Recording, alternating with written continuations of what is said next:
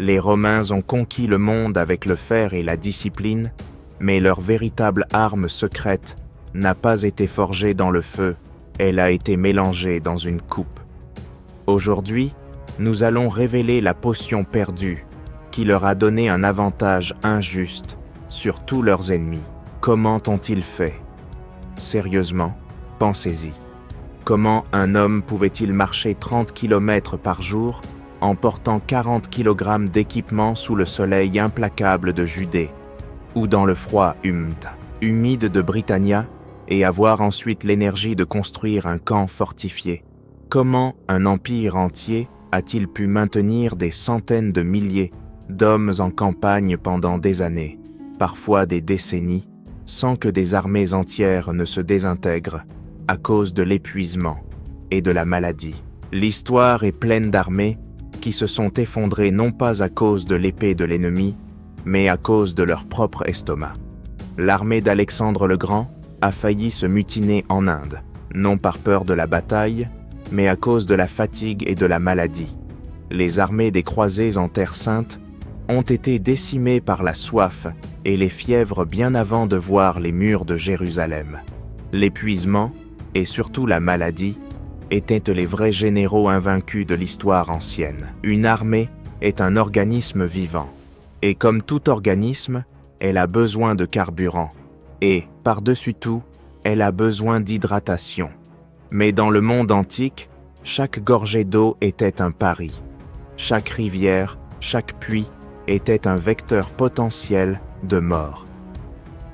Visible. La dysenterie, le choléra, la fièvre typhoïde, c'étaient les assassins silencieux qui pouvaient démanteler une légion de l'intérieur, transformant des soldats d'élite en épaves fiévreuses en quelques jours.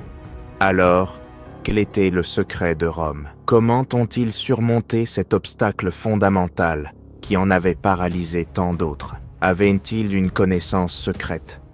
Une technologie perdue? La réponse est oui. Ils avaient une arme secrète. Mais ce n'était pas une épée en acier spécial ou une tactique de combat révolutionnaire. C'était quelque chose de beaucoup plus simple, de beaucoup plus humble. Un secret que chaque légionnaire portait dans sa gourde en cuir. Ce n'était pas une potion magique, ce n'était pas un élixir des dieux, c'était une boisson aigre, bon marché, et, pour nos palais modernes, probablement dégoûtante. Une boisson que nous reconnaîtrions à peine aujourd'hui, mais qui à son époque était le Gatorade, le café et le purificateur d'eau de l'Empire romain, tout en un. Ce soir, nous allons déterrer le secret le mieux gardé de l'endurance romaine. Nous allons parler de la Posca, la boisson perdue des légions, la potion qui a hydraté les conquêtes, alimenté les rébellions et, dans un dernier rebondissement de l'histoire, a été offerte à un mourant sur une croix. Oubliez le vin des empereurs. C'est l'histoire de la boisson qui a véritablement alimenté Rome. Pour comprendre le génie de la Posca, nous devons d'abord comprendre le cauchemar logistique que représentait l'hydratation d'une armée dans l'Antiquité. Imaginez que vous êtes un légionnaire en campagne. Vous êtes en Gaule, en Égypte, n'importe où, loin des aqueducs et des fontaines propres de Rome. Vous avez soif, une soif brûlante. Vous voyez une rivière, un ruisseau, un puits. Il a l'air propre, mais vous n'avez pas de laboratoire pour le tester. Vous n'avez aucune idée si en amont, il y a un animal mort en décomposition ou si tout un village y déverse ses déchets. Boire cet eau chaude, c'est jouer à la roulette russe. Les maladies d'origine hydrique étaient le fléau des armées. Dysenterie, choléra, fièvre typhoïde. Ce n'étaient pas de simples maux d'estomac. C'étaient des tueurs de masse. Ils pouvaient neutraliser une légion plus rapidement que n'importe quelle armée barbare. Un soldat atteint de dysenterie non seulement ne peut pas se battre, mais il devient une source d'infection pour tout le camp. L'éau était à la fois une nécessité absolue et un danger mortel. Les Romains le savaient, ils étaient des maîtres de l'ingénierie hydraulique. Mais sur le champ de bataille, loin de leur ville. Ils étaient à la merci de la nature. Ils avaient besoin d'un moyen de rendre l'eau sûre, ou du moins plus sûre, et leur solution n'était pas de la faire bouillir. Cela nécessitait du temps et du carburant, deux ressources rares en campagne. Leur solution était d'y ajouter quelque chose qu'ils avaient en abondance, quelque chose de bon marché, de portable et d'étonnamment efficace. Le vinaigre. Oui, le vinaigre, mais pas le vinaigre balsamique de luxe que vous mettez sur votre salade. Nous parlons de vin aigre, le vin bon marché et de mauvaise qualité qui avait mal tourné et était devenu acide. Dans un monde où le vin était une boisson de base, le vin aigre était un sous-produit inévitable et abondant. Au lieu de le jeter, les Romains, toujours pragmatiques, lui ont trouvé une utilité. La posca, dans sa forme la plus simple, était un mélange de ce vin aigre et d'eau. Parfois, un peu de miel était ajouté pour la rendre plus agréable au goût, ou des herbes comme la coriandre et le fenouil pour leur supposée propriété médicinale. Mais son cœur était de l'eau et du vinaigre. Et il s'avère que, sans le savoir, les Romains avaient trouvé une solution scientifique brillante. L'acide acétique du vinaigre est un agent antibactérien naturel. Ce n'est pas un stérilisateur parfait, mais il est suffisamment puissant pour tuer ou inhiber la croissance de nombreuses bactéries dangereuses présentes dans l'eau non traitée, comme E. coli et Salmonella. En mélangeant du vinaigre avec de l'eau, le légionnaire désinfectait en fait sa boisson. Il réduisait considérablement ses chances de contracter une maladie qui le laisserait se tordre de douleur dans une latrine de camp. Mais les avantages de la posca ne s'arrêtaient pas là. C'était une boisson étonnamment hydratante. Le goût aigre stimulait la salivation, combattant la sensation de bouche sèche. Et alors qu'aujourd'hui, nous associons les boissons pour sportifs au sucre et aux électrolytes, le vinaigre contient du potassium, un électrolyte crucial perdu par la sueur.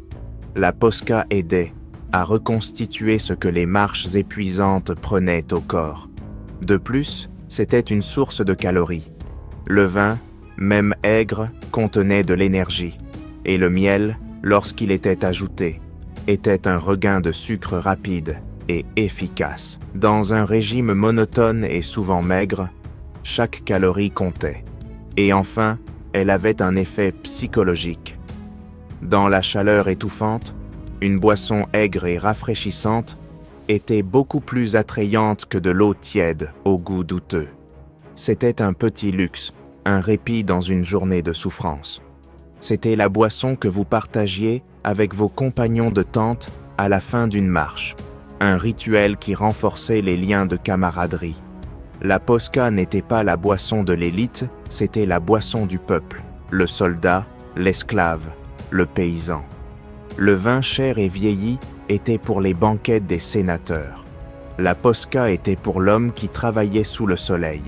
C'était si courant, si fondamental, que c'est devenu un symbole. Offrir de la posca à quelqu'un était un geste d'hospitalité de base. La refuser à un voyageur assoiffé était un acte de cruauté. La posca n'est pas une invention moderne ou une théorie d'historien. Elle est partout dans les textes romains. Plutarque nous dit que Caton l'Ancien, l'incarnation de la vertu et de l'austérité romaine, préférait la posca au vin, même lorsqu'il n'était pas en campagne, pour démontrer sa force d'âme et son lien avec le soldat ordinaire. Jules César lui-même, lors de ses campagnes en Gaule et pendant les guerres civiles, était connu pour partager la même posca que ses légionnaires, un geste calculé pour gagner leur loyauté et montrer qu'il endurait les mêmes épreuves qu'eux. L'empereur Hadrien, célèbre pour sa discipline et pour marcher à pied avec ses troupes, buvait également de la posca dans le cadre de sa routine quotidienne. C'était la boisson qui symbolisait la ténacité l'endurance et l'identité du soldat romain. Mais le témoignage le plus célèbre et le plus poignant de la Posca ne vient peut-être pas d'un général ou d'un empereur, mais du Nouveau Testament.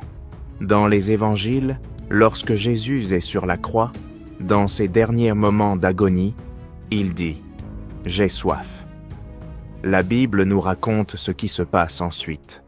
Un soldat romain, l'un de ceux qui montaient, la garde, a imbibé une éponge, l'a mise sur une branche d'hysope et l'a portée à ses lèvres.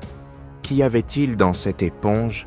Les évangiles de Matthieu et de Marc disent du vinaigre. L'évangile de Jean dit du vin aigre. En d'autres termes, c'était de la Posca. Pendant des siècles, cet acte a été interprété de nombreuses manières. Certains y voient un acte de moquerie, une insulte finale au roi des Juifs. D'autres y voient un dernier petit acte de miséricorde, un geste d'un soldat anonyme offrant au mourant la seule boisson qu'il avait sous la main pour étancher sa soif. Mais en sachant ce que nous savons de la Posca, l'acte prend une nouvelle dimension de sens. Il ne lui offrait pas un poison, il ne lui offrait pas un luxe, il lui offrait la boisson du soldat, la boisson de l'homme du commun, la boisson de la souffrance et de l'endurance. À ce moment-là, sur la colline du Golgotha, la boisson qui avait alimenté la conquête d'un empire a été offerte, peut-être par compassion, à l'une de ses plus célèbres victimes. Alors qu'est-il arrivé à la Posca? Pourquoi une boisson aussi fondamentale et répandue a-t-elle presque complètement disparu de l'histoire? La réponse, comme tant d'autres choses, est liée à la chute de Rome. À mesure que l'Empire s'effondrait, ses légions aussi. Les armées sont devenues moins professionnelles, plus dépendantes des mercenaires barbares qui apportaient leurs propres coutumes et leurs propres boissons, comme la bière. Les longues routes d'approvisionnement qui approvisionnaient les légions en vin et donc en vinaigre se sont effondrées. Dans l'Europe médiévale qui a émergé des ruines de Rome, la bière est devenue la boisson de base du Nord, tandis que le vin est resté populaire dans le Sud. Mais la Posca, ce mélange spécifique d'eau et de vinaigre, a perdu sa raison d'être. Il n'y avait plus une armée massive et standardisée qui avait besoin d'une boisson désinfectante et bon marché pour ses campagnes. La tradition a été oubliée. La recette, si simple qu'elle n'avait guère besoin d'être écrite, s'est estompée. Et la Posca est passée du statut de carburant d'un empire à une simple note de bas de page dans les textes classiques, un terme obscur que la plupart des historiens négligeaient. L'histoire de la Posca est bien plus que l'histoire d'une boisson. C'est une fenêtre sur la réalité pragmatique et brutale de la vie romaine. Elle nous rappelle que les grands empires ne sont pas construits uniquement sur de grandes stratégies et des généraux célèbres. Ils sont construits sur des solutions simples à des problèmes mortels.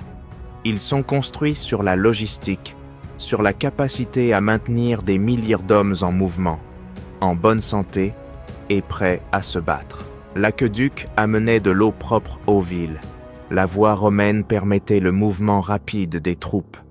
Et la Posca maintenait ses troupes en vie. C'était la technologie portable qui rendait la conquête possible.